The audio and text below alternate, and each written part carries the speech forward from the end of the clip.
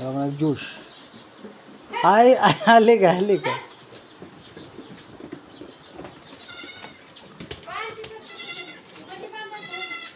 हा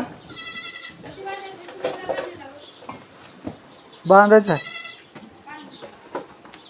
ये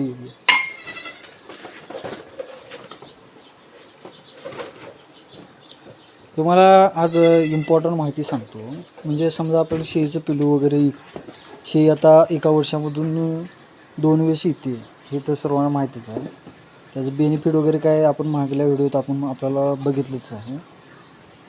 जर तुम्हाला जर पिल्ले हेल्दी वगैरे ठेवायचं असलं, म्हणजे निरोगी जर पाहिजे असलं तर पिल्ले त्याला काय करायचं, जरा चारा वगैरे बांधायचा किंवा असं जरा मोकळं त्याला हवेला असं खेळायला सोडायचं.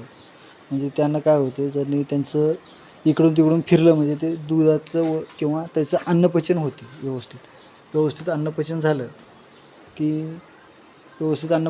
ना तर आपलं पिलू हेल्दी वगैरे राहते. म्हणजे त्याचं शरीर निरोगी राहते. जसं माणसाचं राहते तसंच कोणतं पण सजीव प्राण्याचं असते. हा रे इकडे आता ते वर गेलेलं आहे, तिथं खाली पण पडू शकते. त्यासाठी आपण तिथं वर जाऊन मी त्यांना आणतो. एकच मिनटं. आणि ते पिल्ले वगैरे छोटे असताना माती वगैरे खातात. माती असले पोतं वगैरे त्याला हे खाऊ द्यायचं नाही, म्हणजे हाणायचं छर. आणि अशा प्रकारचे जे अत्यंत व्हिडिओ महत्त्वाची माहिती तुम्हाला मी दिलेली आहे. असं त्यांची ही पालनपोषण करायची. 2 3 हां ते एक मध्ये गेलं तर पिलू कुठे गेले बाबा बघितलं नाही. ओके काही नाही प्रॉब्लेम.